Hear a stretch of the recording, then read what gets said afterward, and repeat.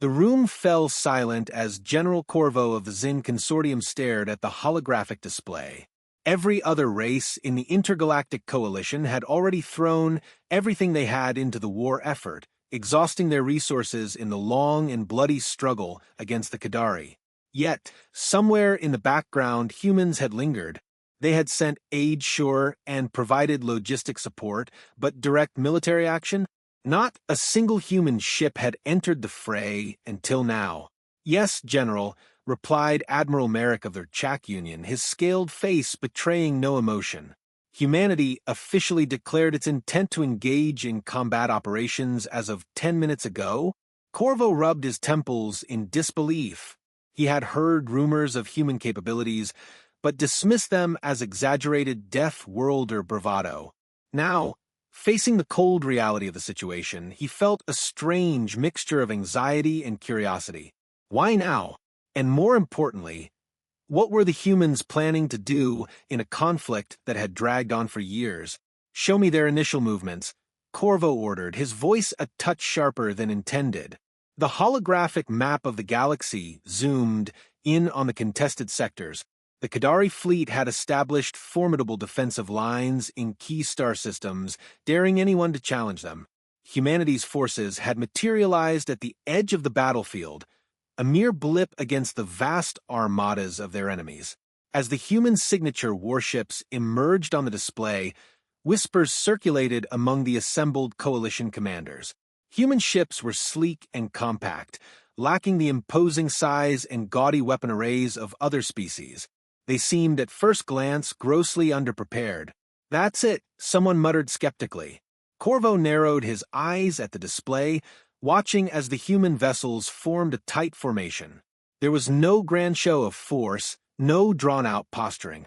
In fact, to the untrained eye, it appeared almost absurdly minimal: a lone command ship, a scattering of destroyers, and a squadron of escort frigates. The humans had committed what looked like a fraction of their fleet. The room filled with an unsettling quiet as everyone processed what they were seeing. The Qadari responded almost immediately, shifting their forces to meet the new threat. The enemy had no reason to take the human force seriously. After all, no one else had managed to break their lines in years. Then it began. Corvo blinked, hardly believing his eyes.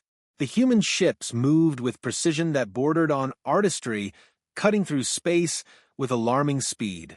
Within seconds, the coalition's network of communication channels buzzed with reports of electromagnetic pulses and sensor jamming. For the Qadari, it was like being blindfolded in the middle of a storm. What are they doing?" Admiral Merrick's usually composed demeanor cracked, his voice betraying a hint of awe. "Electronic warfare," Corvo replied, his tone uncertain. "But this is on a scale I've never seen before." The Qadari fleets floundered as their targeting systems and defensive measures became little more than dead weight. Human ships darted in and out of formation with a grace that seemed almost casual, launching volleys of high-velocity projectiles. It wasn't the brute force assaults the coalition had grown used to seeing. This was something else, warfare reduced to a deadly ballet. "Sir, the Qadari's outer defenses are collapsing," a comms officer reported, his eyes wide as he stared at the data streams flooding in. Corvo leaned forward in his seat, focusing intently on the display. This was the moment. Would the humans press their advantage or fall back? His doubts were immediately answered when the human fleet accelerated, exploiting the chaos they had created. Their tactics shifted fluidly, seemingly predicting the Qadari's every attempt at countermeasures. "How are they?" Merrick began, trailing off as he watched another sector fall to the human advance.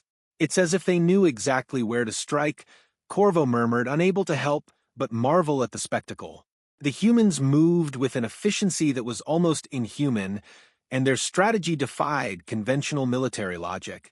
Most species threw waves of ships at their enemies, relying on overwhelming force to break through defenses. Humans, on the other hand, used precision strikes, disabling critical systems and leaving the Qadari fleet to flounder, like a beast stripped of its senses. "What kind of weaponry are they using?" one of the coalition officers blurted out, his tone a mix of horror and fascination. "Their weapons seem conventional, a tactical analyst stammered, but they're using them in ways we never considered. As the minutes ticked by, the coalition command room descended into a stunned silence. A full hour had passed since humanity's first engagement, and the Qadari's mighty armadas were reduced to a fragmented, retreating mess. Even the coalition's most optimistic projections hadn't accounted for this level of effectiveness. Corvo watched as the holographic map updated, showing Qadari's strongholds going dark one after another. This wasn't just a victory, it was a dissection. The humans weren't merely overpowering the enemy, they were tearing apart the Qadari's entire battle doctrine. Sector Gamma has fallen, the comms officer announced, breaking the silence. And reports indicate no human losses.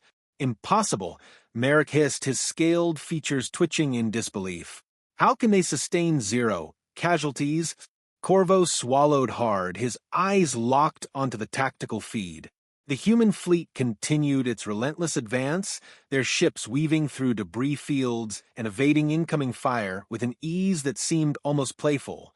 As another Qadari command ship was reduced to a ball of flame, it became evident that this was no fluke. The humans were not just skilled, they were on a completely different level. I don't understand, Corvo admitted, rubbing the back of his neck.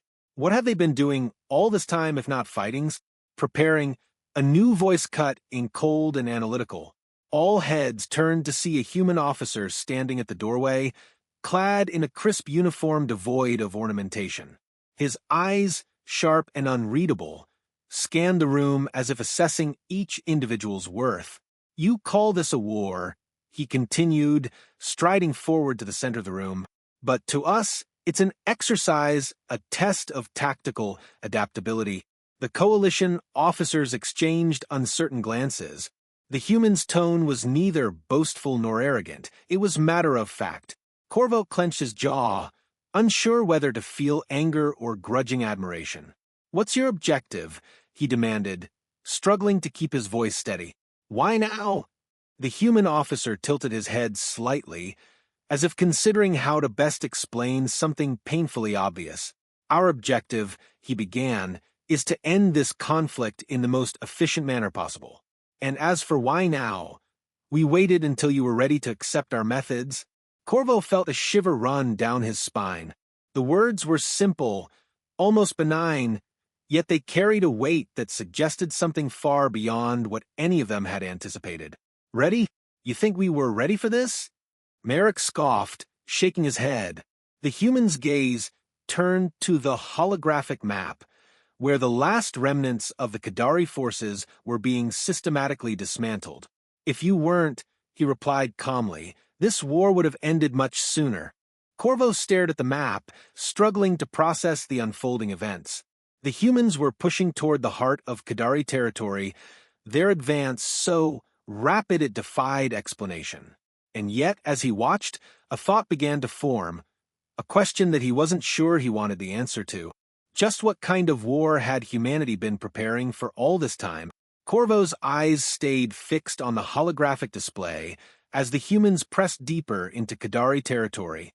The coalition commanders around him remained silent, transfixed by the near absurdity unfolding before them. The human fleet wasn't just fighting. It was dissecting its opponents, exploiting every weakness with a precision that bordered on supernatural. "Report," barked Admiral Merrick, breaking the silence. "What's the status of the Qadari Central Command?" The tactical officer's eyes darted between screens, his hands trembling as he processed the incoming data. "Central Command it's failing, sir. The humans have neutralized their shield arrays, and they're launching boarding pods as we speak." Corvo felt his jaw clench involuntarily. The Qadari Central Command was a fortress, protected by layers of defenses that had held against every coalition assault for years. Now, those defenses were failing one by one, like brittle glass under a relentless hammer. "Boarding pods?" Merrick echoed, his tone a mixture of disbelief and horror. "They're going inside?" The human officer standing nearby merely nodded, his expression impassive. "Yes," he said simply. "We find that surgical strikes are more effective than brute force. Our objective is to seize control, not annihilate." Corvo glanced at the officer, unable to suppress a sense of dread. These humans, with their calm demeanor and deliberate actions, were nothing like the rabid warriors he had expected. They were methodical, calculating, and frighteningly detached from the chaos they were orchestrating. "How are they managing this?" another coalition commander asked, his voice shaky. "We've been fighting the Qadari for years and barely dented their defenses. And now, this training," the human officer replied matter-of-factly. "We've trained for scenarios like this long before we even encountered the Qadari. Space warfare, ground combat, electronic countermeasures, it's all part of the doctrine." "Doctrine," Corvo repeated, narrowing his eyes. "You make it sound like you expected this war." The human officer turned to face Corvo, his expression betraying nothing. "Expected? No. Prepared for? Always." The response sent a chill through the room. The coalition had gone to war out of necessity, driven by a desperate need to defend their territories from the Qadari onslaught. But the humans, they had been preparing for war as if it were an inevitability.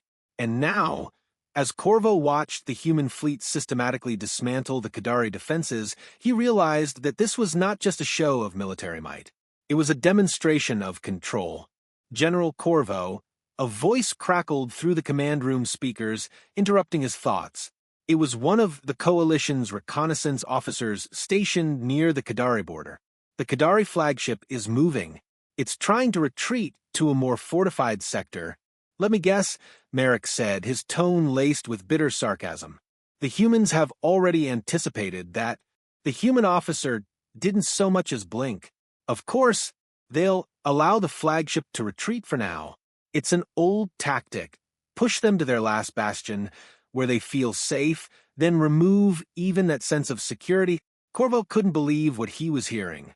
"You're toying with them?" he asked incredulously.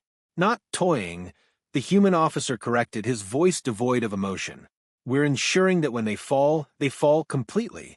No room for recovery, no chance to regroup. This war has dragged on because everyone fought piecemeal. We don't." Corvo turned back to the map, watching as the Qadari fleet scrambled to reposition. Panic had clearly set in. The humans had broken the unspoken rules of this conflict, operating on a level that the Qadari had never encountered before. As more sectors fell under human control, it became evident that the Qadari weren't just losing a battle, they were being undone. "We're getting reports of ground operations," the tactical officer announced, his eyes wide with shock. "The humans have deployed their soldiers to key Qadari planets." Merrick let out a low hiss. "How are they already launching ground assaults? We've barely established space superiority." The human officer crossed his arms, his eyes glued to the map. "Parallel operations. While space forces disrupt and dismantle enemy fleets, ground units secure key installations. We train for this, to overwhelm on multiple fronts simultaneously." Corvo felt a knot tighten in his stomach. Every coalition force had focused on one front at a time, struggling to balance the demands of space and ground combat. But the humans, they seemed to have mastered both, executing their plan with a level of coordination that bordered on inhuman. "Ground reports coming in," the comms officer said, his voice barely above a whisper. "The humans have neutralized the Qadari planetary defenses. No significant resistance." Corvo nearly choked on his disbelief. The Qadari planets were fortresses, shielded and armed to the teeth. Coalition forces had tried for months, if not years, to breach them with little to show for their efforts. Yet here were the humans, taking those planets in mere moments. "What kind of soldiers are they?" someone muttered, voicing the question that lingered in every mind. "Our soldiers are adaptable," the human officer replied, his tone suggesting that the answer was self-evident. "We train them not just to fight, but to think, to analyze, adapt, and exploit weaknesses in real time." A hush settled over the room as the coalition officers absorbed this. The humans had turned war into a science, one where victory was less about raw power and more about precision. It was terrifying. "What's their next move?" Corvo found himself asking, though he wasn't sure he wanted to know the answer. "The flagship," the human officer replied without hesitation. "They'll let it retreat, and then they'll cut off every route back to safety." Once isolated, the Qadari command will have no choice but to surrender or be wiped out. So that's it? Merrick questioned, his eyes wide. They're already anticipating the endgame? Anticipating?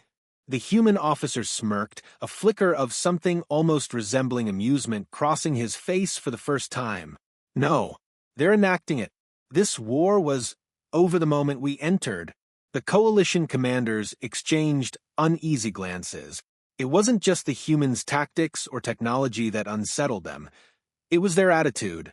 They approached war as if it were an equation to be solved, each variable accounted for, each outcome calculated. The room fell silent again as the humans continued their advance. More Qadari worlds went dark on the map, one after another, like stars winking out in a vast night sky. The holographic display now showed the Qadari flagship retreating toward its last stronghold, pursued not by a swarm of human ships, but by a calculated, relentless force. What happens if the Qadari surrender? Corvo asked, almost dreading the answer. The human officer's eyes narrowed. Then they live, he said simply. We don't fight to terminate, we fight to win, and to make sure no one ever thinks of challenging us again. Corvo nodded, swallowing hard. There was a cold logic to it, a ruthlessness that defied everything he had ever known about warfare. The humans had entered the battlefield not just to win, but to redefine what winning meant. As the map continued to shift, the Qadari's last bastion on the brink of collapse, Corvo couldn't shake the feeling that this was just the beginning of something much larger. And he had no idea what that something was. The room was cloaked in a tense silence as the holographic display revealed the final stages of the human offensive. The Qadari flagship, once a symbol of indomitable power, now appeared small and insignificant as it limped toward its last fortified sector. Its hull was scarred from earlier engagements, thrusters flickering erratically, and its once mighty escorts were little more than debris scattered across space. Corvo glanced around the command center where coalition officers sat in stunned disbelief. Some wore expressions of awe, others fear, but none could hide their fascination with the humans' unfolding strategy. A mere 5 hours ago, the Qadari had been considered unbeatable. Now their defeat seemed not only possible but inevitable. Human fleet is closing in on the flagship's fallback point, reported the tactical officer, his voice shaky, as if he himself couldn't quite grasp what was happening. They've surrounded the sector, blocking every escape route. Any signs of Qadari reinforcements? Corvo asked, though he suspected the answer. None, sir. The humans. They've already crippled their supply lines and reserve forces, the officer replied, shaking his head in disbelief. It's over. They have nowhere left to run. Corvo watched as the human ships formed a precise encirclement around the flagship's final refuge. They made no grand gestures, issued no ultimatums. They merely waited, their formation a silent declaration of dominance. It was a statement as clear as if it had been spoken aloud. There is no escape. The human officer, still standing calmly among the coalition commanders, tilted his head slightly. We've transmitted terms of surrender, he announced. The Qadari have 5 minutes to comply. Otherwise, we proceed with final neutralization. Merrick let out a low growl, his eyes fixed on the display. And if they don't surrender, he challenged, unable to mask his disdain. You just wipe them out? The human officer's gaze remained impassive. If they choose to reject the terms, then yes, he replied evenly. But understand, our goal is not destruction. It's resolution. The end of a conflict so decisively that it cannot resume. Corvo felt a knot in his stomach. The humans operated on an entirely different wavelength, where war was not about glory or honor, but about efficiency and finality. They didn't leave room for ambiguity. In their hands, war was a tool to enforce peace, to sculpt the galaxy into a shape where resistance was simply impractical. The Qadari flagship is responding. The comms officer cut in, tension lacing his voice. They're requesting terms. A murmur ran through the coalition command room. Could it be, after years of war, was it really coming to an end? Put it on, Corvo ordered. trying to maintain an air of authority despite the surreal situation. The holographic display shifted to show the bridge of the Qadari flagship. The Qadari commander appeared on screen, his eyes burning with a mixture of rage and fear. His uniform was disheveled, his once imposing demeanor reduced to a semblance of controlled panic. "We acknowledge your terms, human," the commander spat, his voice trembling. "But know this, you have only won through trickery and deceit, not strength." The human officer stepped forward, his expression unchanged. "You lost because you relied on old doctrines outdated by eons," he said calmly. "Strength lies not in brute force, but in adaptability, in understanding every facet of conflict. We offered you a chance to end this peacefully long before today. You chose otherwise." The Qadari commander glared, his defiance hanging by a thread. For a moment, it seemed he might lash out, reject the terms out of sheer spite. But then he glanced around his own bridge at the faces of his officers, and the weight of reality settled in. The humans had cornered them, stripped them of every advantage, and now held the galaxy's attention on this final moment. "Very well," the commander muttered, bowing his head. "We surrender." A wave of shock rippled through the coalition command room. It was over. Just like that,